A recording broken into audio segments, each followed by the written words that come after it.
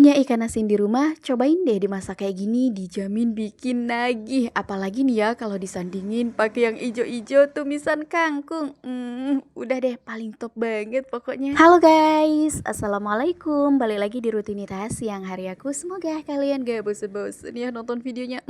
Ini dia bintang utama kita untuk hari ini. Ikan asin, yaps bener banget. Nah untuk ikan asin ini tuh harganya tumben-tumbenan ya, murah banget, cuma di 30 ribuan aja sekilo. Tapi kayaknya ini tuh agak beda ya dari yang sering aku beli biasanya. Itu loh kayak jenis ikan asin yang banyak tulangnya. Tapi udahlah ya, nggak apa-apa, nasi sudah menjadi bubur karena ikan asinnya juga udah kita beli. Nanti kita coba dulu ya untuk dibikin sambal, siapa tahu tetap enak. Karena biasanya ikan asin yang sering aku beli itu tuh ikan asin rebus yang 1 kilo harganya sekitar 50 sampai 60 ribu. Tapi dia bener-bener enak ya, dijamin lezat. Soalnya ikan asinnya itu tuh yang jenisnya banyak dagingnya gitu loh. Dan biasanya juga sering aku belinya itu tuh di pasar. Tapi untuk kali ini kemarin itu kebetulan ada yang keliling pakai mobil. Ikan asin murah meriah 1 kilo 30 ribu. Ibu-ibu mana yang gak kepo ya kan?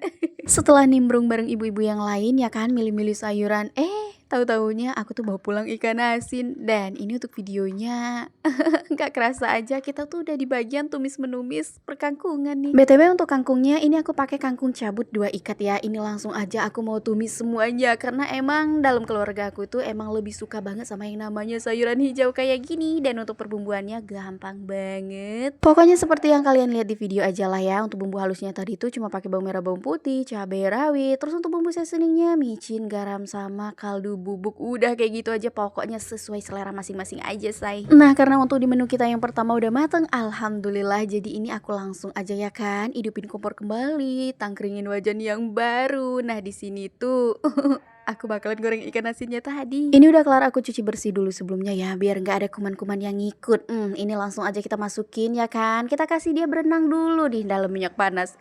Soalnya dari tadi kayaknya udah kepengen banget nih berenang. Dan akhirnya nggak usah tunggu sampai 1 jam, ini ikan asin kita udah mateng. Jadi langsung aja kita angkat dulu. Terus untuk minyaknya jangan dibuang. Ini langsung aja nih mau kita pakai untuk ngegosrang-gasreng perbumbuannya. Bawang merah, bawang putih, cabai rawit, cabai merah besar. Lanjut ini kita gongsrang-gangsreng, kita tumis-tumis dulu nyampe aromanya bener-bener wangi banget ya kan. Baru deh di sini tuh kita masukin untuk irisan tomat-tomatnya tadi. Jangan lupa tambahin sedikit air biar tekstur sambal kita agak sedikit nyemek. Cile, bahasa apa tuh nyemek? Ya pokoknya intinya itulah ya, biar sambal kita nggak terlalu yang kekeringan say.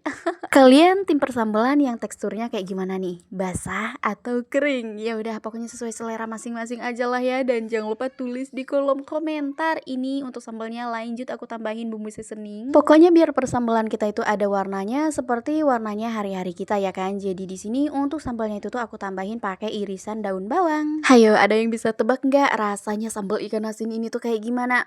Dijamin ini tuh enaknya pol banget. Apalagi nih ya kalau misalkan kita makannya pakai nasi yang masih anget-anget, makin jelek lagi tuh. Nggak usah tunggu berlama-lama, ini untuk ikan asinnya langsung aja aku masukin ke dalam mangkok ya kan. Dan untuk tumisan kangkungnya juga sama, ini kita masukin ke dalam wadahnya masing-masing biar makin kelihatan estetik dikit nggak sih? Untuk penampakan kedua menu kita hari ini gimana? Udah 50% atau 60% nih? Jangan-jangan kalian ada yang ngiler lagi.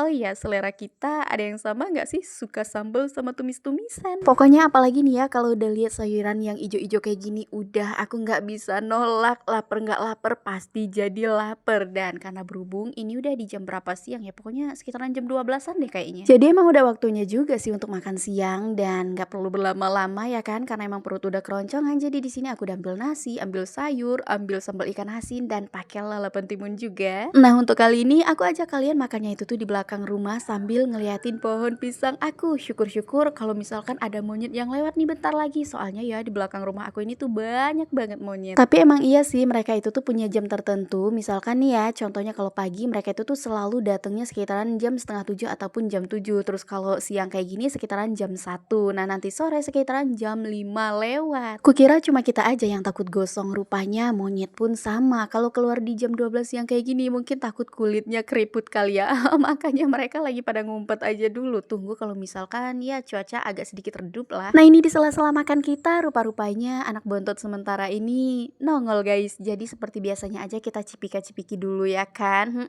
Cium pipi kiri, pipi kanan, cium kening. Pokoknya gitulah ya kalau namanya dede bicara semuanya mau dicipika-cipiki. Namanya juga masih punya toddler, jadi semua-muanya ya harus sambil ngomong. Masak sambil ngomong, makan pun harus sambil ngomong.